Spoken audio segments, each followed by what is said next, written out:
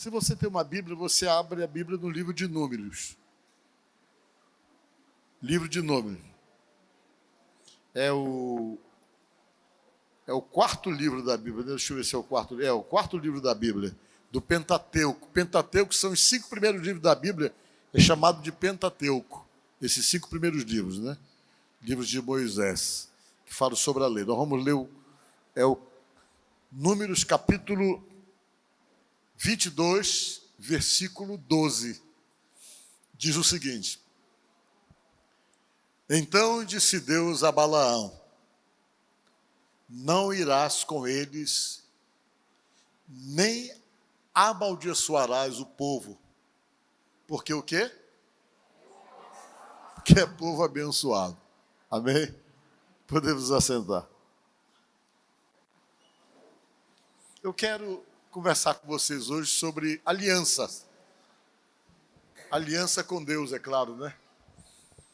Quando a gente fala sobre aliança é alguma coisa que estabelece como que um pacto, como um compromisso, como uma via de mão dupla.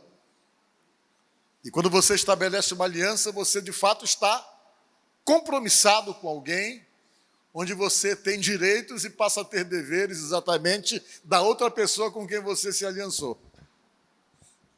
Deus ama fazer alianças com a gente, porque quando Ele faz aliança com a gente, nós ficamos simplesmente dentro de um propósito de bênção, que só é possível para quem é aliançado. A pessoa passa então a ter direitos nessa relação com Deus, exatamente por conta de uma aliança que existe entre Deus e essa pessoa. E Ele prima muito por aliança. E para poder conseguir obter aliança conosco, Deus entra sempre num processo de conquista, porque nós somos conquistados por Deus. E Ele respeita muito a sua vontade, respeita muito a sua posição, respeita muito o que você quer para você mesmo. Você nunca vai ser invadido por Deus, atropelado por Deus. Ele jamais vai chegar e simplesmente ser invasivo nessa relação com você. Mas Deus entende que na convivência conosco, essa convivência é uma convivência de conquista, onde Ele tem que conquistar você e Ele tenta fazer isso. E a gente percebe que dentro dessa posição que Ele tem, Ele nunca dá o primeiro passo, diz a Bíblia. Ele tenta conquistar você, mas Ele espera que o primeiro passo seja seu. Ainda que Ele precise depois, em sua direção, ter que dar 1000 passos. Mas Ele precisa que você dê o primeiro. Quando você dá esse primeiro passo, aí Ele começa o processo de conquista, pelo que a gente pode observar dentro da palavra de Deus. Por que esse primeiro passo é importante? Porque ele expressa a sua vontade. Quer dizer que você não está sendo tomado à força, ou você não está fazendo nada que você não queira, e Deus então acha muito importante isso. Por isso que quando você lê a Bíblia lá no capítulo 10, do versículo 10 do Evangelho de João, Jesus falou e disse: o ladrão vem somente para matar, para roubar e para destruir. Ele se referia ao diabo. E ele deu ao diabo uma classificação de ladrão, por quê? Porque o ladrão ele não espera que você queira alguma coisa.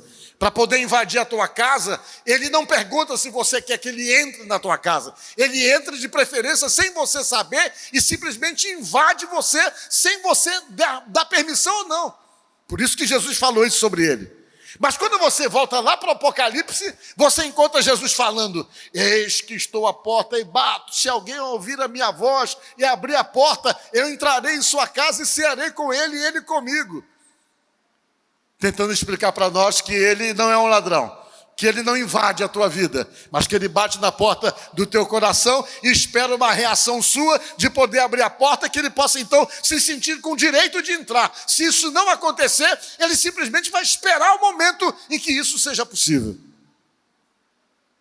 E quando acontece de você abrir a porta do coração, ou você dar o primeiro passo, se estabelece o processo de conquista, que está lá no Salmo 34, né? Que é muito conhecido, o Salmo, inclusive. O Salmo 37, ou melhor dizendo, o versículo 4 e o 5, que diz assim: agrada-te do Senhor, e Ele satisfará os desejos do teu coração. O que é isso que Deus está falando na palavra? Olha, te agrada de mim. Porque se você se agradar de mim, eu vou começar o processo de conquista. Eu vou satisfazer os desejos do teu coração. É uma forma que Deus encontra de começar, então, a estabelecer o vínculo entre nós e Ele. E você percebe que depois que o tempo passa, que essa relação vai amadurecendo, o próprio Salmo diz que ele já quer uma relação mais profunda. Ele não quer que você fique no flerte, se agradando dele. Ele já começa a pedir uma entrega, que diz o próprio Salmo. Entrega teu caminho ao Senhor. Confia nele, o mais ele fará, diz o Salmo. Ele começa com agrada, para ele satisfazer os desejos do coração, e depois ele pede a entrega para que ele possa fazer tudo. Por que ele pede entrega? Porque na entrega se estabelece aliança, aí já não tem mais limites daquilo que ele possa fazer. Porque tem coisas que ele só pode fazer quando há aliança, quando há profundidade na relação. Se não houve entrega e não houve um aprofundamento nessa relação, ele vai ficar somente nas coisas que ele vai satisfazer teu coração, mas ainda não é tudo. Dentro de tudo aquilo que ele possa fazer, coisas que ele estabeleceu, que só pode ser dado no momento em que se estabelece uma entrega, uma aliança. Aí ele diz, tudo mais ele vai fazer, diz aqui. Tudo ele vai fazer exatamente por conta dessa aliança. Aí ele fica nesse processo comigo, com você. Entrega. Procure se aliançar comigo. Porque se você se aliançar comigo, tem um monte de coisa que passa a fazer parte da sua vida, que eu estabeleço para aqueles que de fato deram o primeiro passo, que se agradaram de mim e que se permitiram uma aliança. Aí começa a vir coisas interessantes, que é o que eu quero falar para vocês hoje, para vocês entenderem o que eu vou falar. A Bíblia diz que Deus pegou um povo, ele tirou lá do Egito e disse, vocês vão comigo lá para a terra prometida. Eu vou dar para vocês uma terra que anteriormente eu já tinha dado para Abraão, o meu servo. Com o passar do tempo, o pessoal saiu de lá e a terra foi ocupada, e eu quero restituir a posse da terra para vocês. E eu estou usando Moisés para tirá-los da situação de escravidão, que eles eram escravos do Egito, e levar vocês para uma terra onde vocês vão viver, onde vocês vão poder plantar e sobreviver com dignidade, sem estar na condição de escravos. E Deus os tirou de lá, a história é conhecida.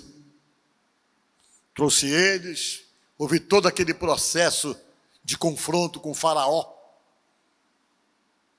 Para o faraó poder liberar, diz a Bíblia, que foi necessário haver a morte dos primogênitos. E a casa que estava marcada com um sinal de sangue no umbral da porta, a Bíblia diz que o anjo da morte passava por cima e daquela casa o filho mais velho não morria. Mas as casas que não tinham o umbral marcado com o sangue do cordeiro, que eles tinham realmente sacrificado até para comerem no meio do caminho da viagem, ali morria o primogênito. Quando veio aquela pressão toda, depois de várias pragas, o faraó cedeu e liberou o povo. E eles foram. No meio do caminho, o faraó se arrependeu, porque ele estava liberando toda a força de trabalho da construção civil dele, estava indo embora, que eram os escravos hebreus.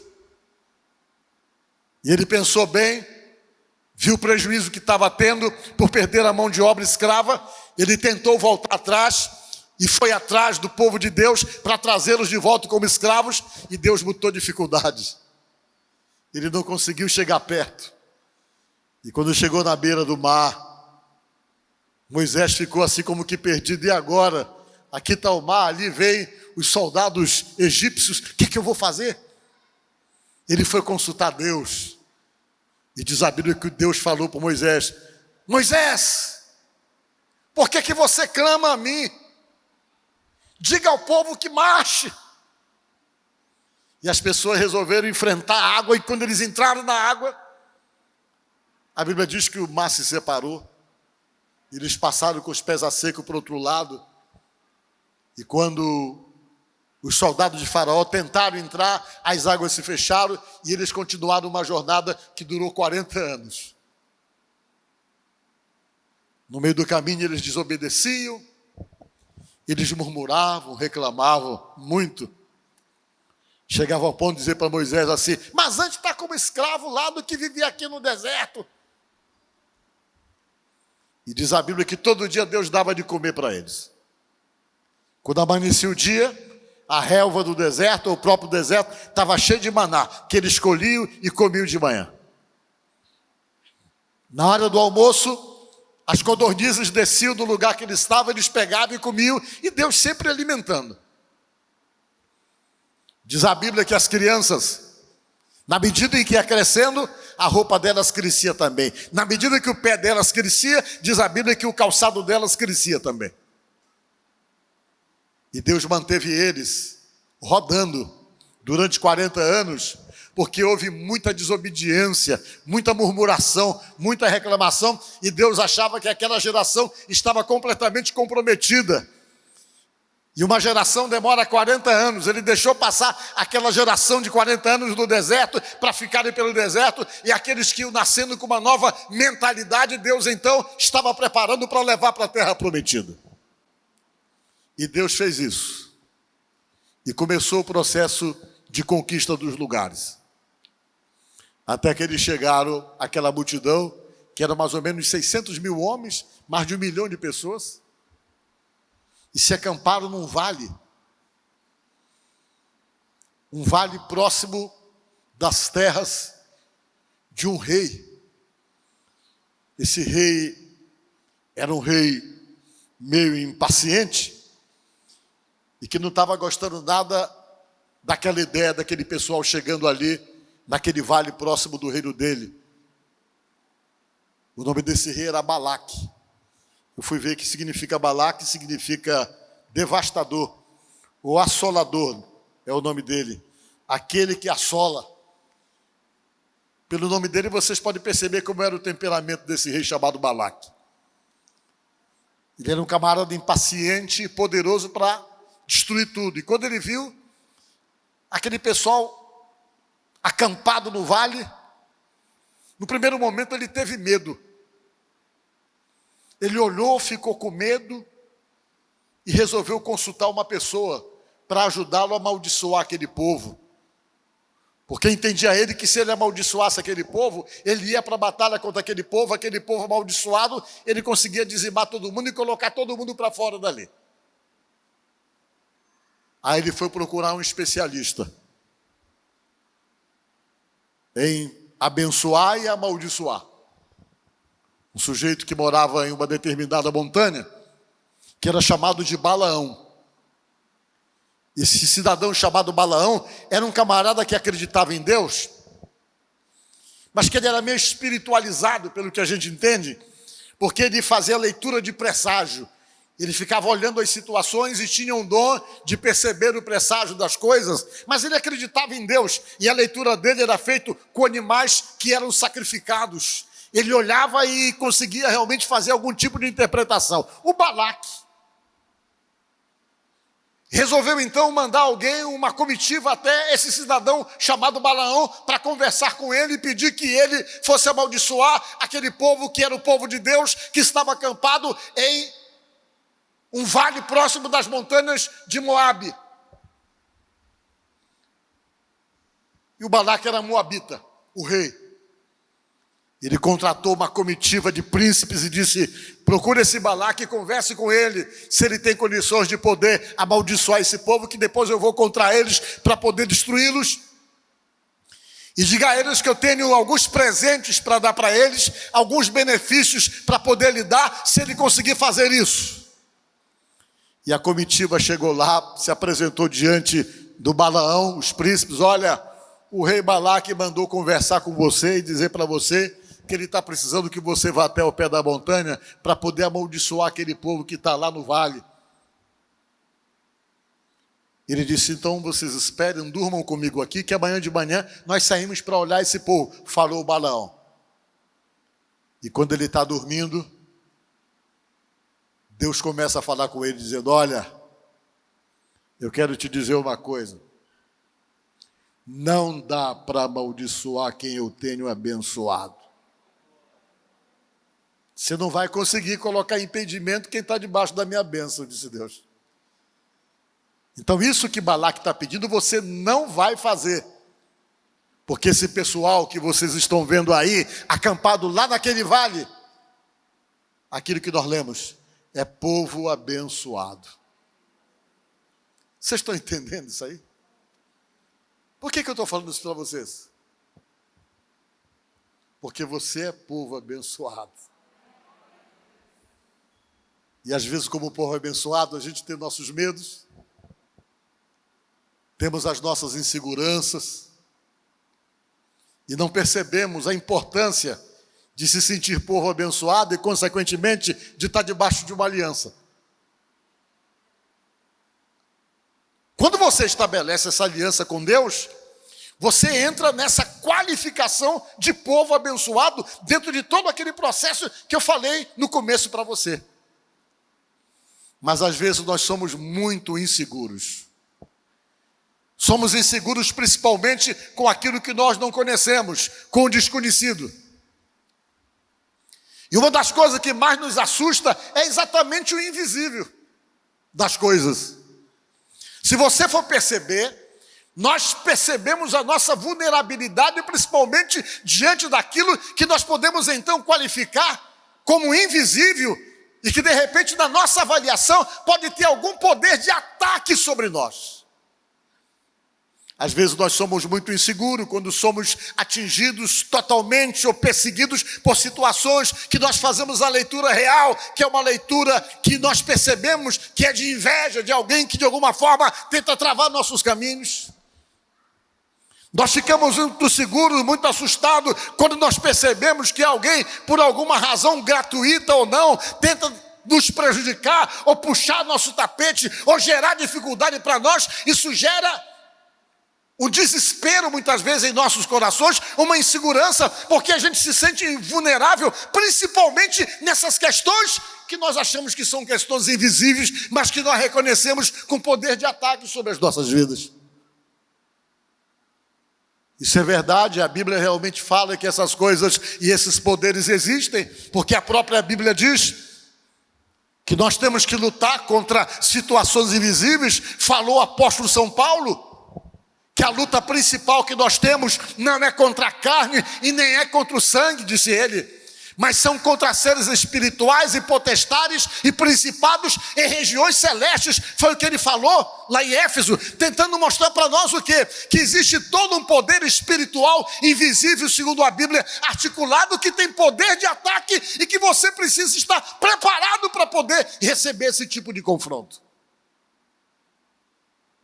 E é tão sério isso que Paulo chegou a dizer: olha, procurem colocar a armadura de Deus, ele falou assim, para que você possa resistir nos dias maus, nos tempos difíceis, você possa estar com a armadura de Deus, consequentemente resistir nos dias maus. Quando ele disse isso, o apóstolo Paulo, ele estava revelando exatamente tudo aquilo que trabalha no oculto, no invisível, que não é carne, que não é sangue, que não tem uma estrutura de corpo semelhante à sua, um corpo igual ao seu, mas que tem um poder de ataque, mesmo não tendo uma estrutura de sangue e corpo igual à sua. É isso que nos dá medo às vezes. É isso que pode fazer com que venhamos ficar totalmente vulnerável. E dentro dessa situação de vulnerabilidade espiritual, baseada pela Bíblia, diante daquilo que é invisível, é que você precisa estabelecer aliança para estar qualificado na situação de povo abençoado, para que se confirme aquilo que a Bíblia diz. Não dá para tocar nesse aí, porque esse aí é abençoado. Diga a glória a Deus. Não dá para tocar porque é abençoado. E o Balaque ouviu e Deus disse: ó, vai lá e não faz nada não. Aí ele chegou com os príncipes e disse: olha, eu não vou poder fazer nada não. O Deus deles falou que não é para tocar neles. Os príncipes voltaram, chegaram com o rei Balaque, Moabita, e disseram: olha, o Balaão mandou dizer que não dá para tocar no pessoal, que não dá para amaldiçoar quem é abençoado. E que aquelas pessoas que estão ali têm a bênção dele. Balaque olhou e disse: dobra a oferta. Dobre a oferta e volte lá com ele. Diga para esse Balaão que eu estou dobrando a oferta para ele. Prometendo poder, prometendo um monte de coisa para o Balaão. E o Balaão era meio ambicioso, meio interesseiro. Os príncipes voltaram lá de novo. E Deus disse: olha, não vai lá, não sai daí. E se for, tem que fazer só o que eu mandar, disse Deus. Balaão disse para os príncipes: olha, voltem que eu vou ver o que é que eu faço. Ele pegou os ajudantes dele e resolveu ir lá para o alto do penhasco, onde estava o povo de Deus lá embaixo, para ver o povo. Ele pegou uma jumenta, sentou na jumenta, pegou 2 ajudantes, vamos lá olhar esse pessoal, e saiu na jumenta. Quando ele ia no caminho, de repente ele ia numa estrada, a jumenta varou para o campo. Quando ela foi para o campo, ele começou a bater na jumenta. Bateu para a jumenta voltar. A jumenta voltou debaixo de arreio. Ela voltou, quando voltou, ele queria ir para um caminho, a jumenta foi por outro, num caminho apertado, e quando ela foi para o caminho apertado, ele ficou mais irado ainda, porque ela foi, jogou ele contra uma parede que existia, e apertou o pé dele contra a parede, ele ficou mais irritado ainda e bateu muito na jumenta. E para onde a jumenta tentava ir, diz a Bíblia, que Deus mandou o anjo que ficava na frente dizendo assim: não vai passar não, aqui não passa não. E diz a Bíblia que o anjo ficava na frente: não passa, aqui não passa. Só que o Balaão não estava vendo nada, mas a jumenta estava vendo. E a jumenta recuava, e o Balaão batia nela, e ela, não querendo ir, ia para outro lugar, e quando imprensou o pé dele, diz a Bíblia que ele começou a bater, ela saiu por outro caminho, por outra vereda, e quando ela foi lá na vereda, o anjo estava lá de novo: não passa. E quando o anjo apareceu na frente dela, ela vendo que não dava mais para ir para lugar nenhum, diz a Bíblia que ela se arriou do chão com o Balaão em cima e se deitou. Que ela se deitou, o Balaão em cima, irritado, começou a bater nela, a bater fortemente nela. E Deus é Deus. Se ele precisar falar com você, ele dá um jeito, mas ele fala. E quando ele está batendo, a Bíblia diz que a jumenta olhou para ele e disse: por que tu está me batendo?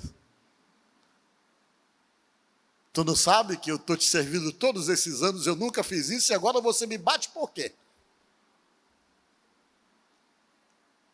Eu não sei qual seria a minha reação se o jumento falasse comigo. Eu acho que eu saía correndo. E quando ele viu, na mesma hora Deus permitiu, os olhos espirituais dele abriram, e ele viu o anjo de Deus. E entendeu por que a jumenta não passava. Porque o anjo de Deus estava lá, bem na frente. Aí, olha, Deus mandou dizer que você tem que ir lá, e se for, tem que fazer o que tem que ser feito. E ele foi. Quando ele chegou lá na beira do penhasco, os príncipes chegaram também. Balaque chegou: vamos amaldiçoar. Aí ele levantou a mão, e no lugar de amaldiçoar, ele começou a abençoar. Começou a abençoar, abençoar, abençoar.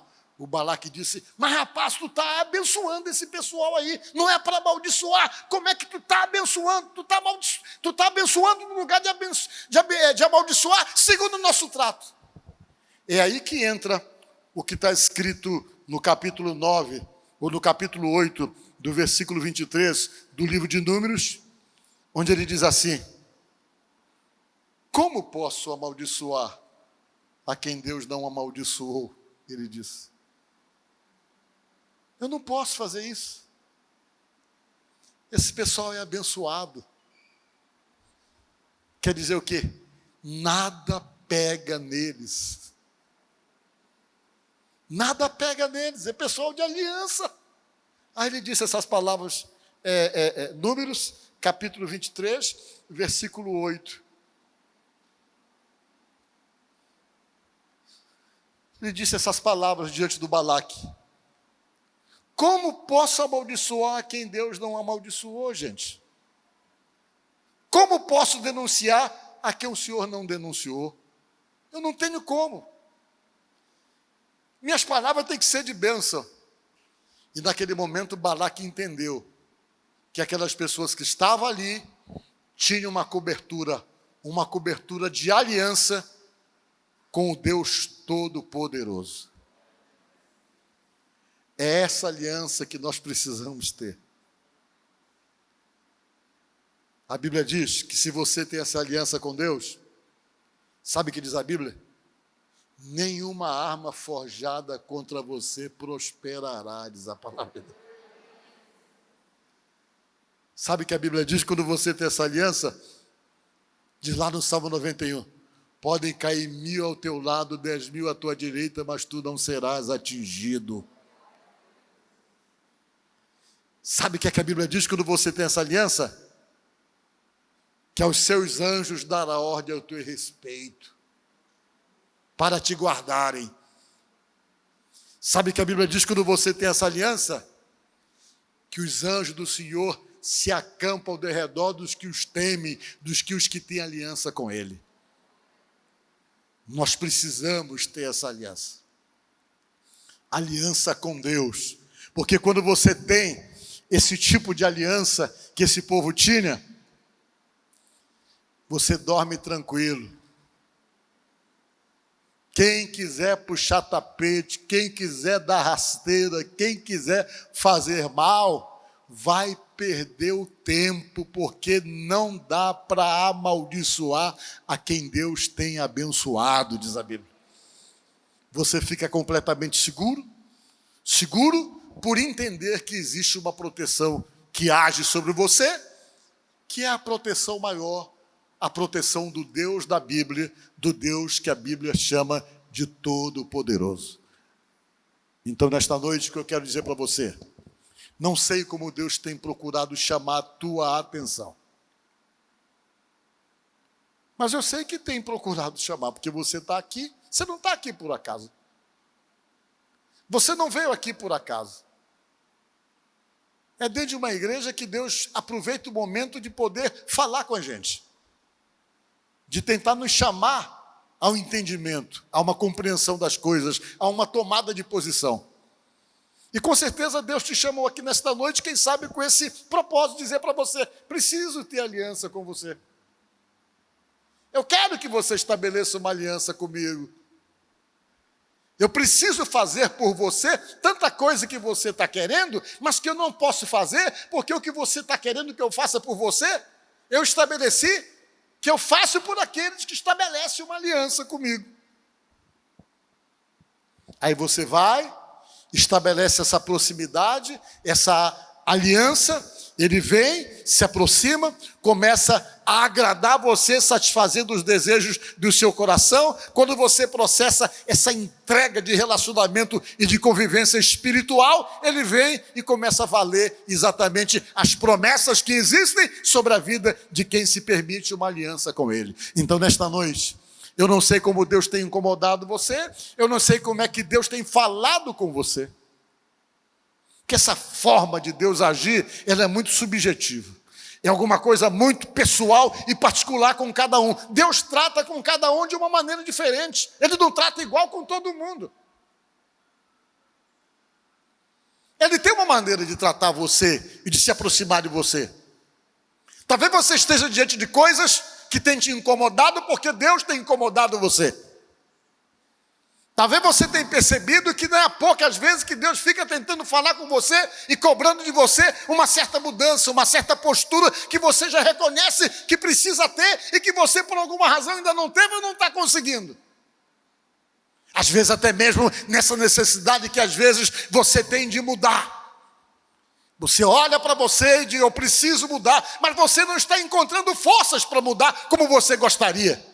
Algo prende você, algo atrapalha você, algo limita você. E quando você se permite essa aproximação e, consequentemente, essa aliança, Deus vai trabalhar para que se processe essa mudança e para que ela se torne possível na sua própria vida através de uma ação sobrenatural de Deus para poder te melhorar, para poder fazer de você uma pessoa melhor.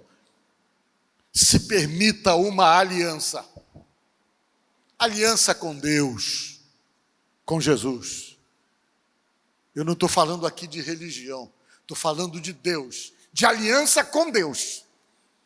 E quando você se permite isso e passa a viver simplesmente sob essa direção, sob essa vontade, você começa a perceber que a sua vida espiritual e física se torna intocável. Por quê? Porque ela é promessa de Deus para quem está aliançado. Amém? Portanto, pense nisso. E nesta noite, muita coisa, quem sabe, precisa se definir da sua vida no momento que se estabeleceu algum tipo de aliança com Deus. De repente, algumas coisas que você está querendo, que você tem buscado, só é possível se configurar de fato no momento em que se estabelecer aliança. De repente, o que Deus está esperando é somente uma aliança com Ele. E na hora que você estabelecer essa aliança, com certeza você vai ver que se definem coisas que só são definidas por conta de uma real aliança de entrega, de real envolvimento com Deus. Amém? Que Deus abençoe você e ajude você no nome de Jesus. Amém?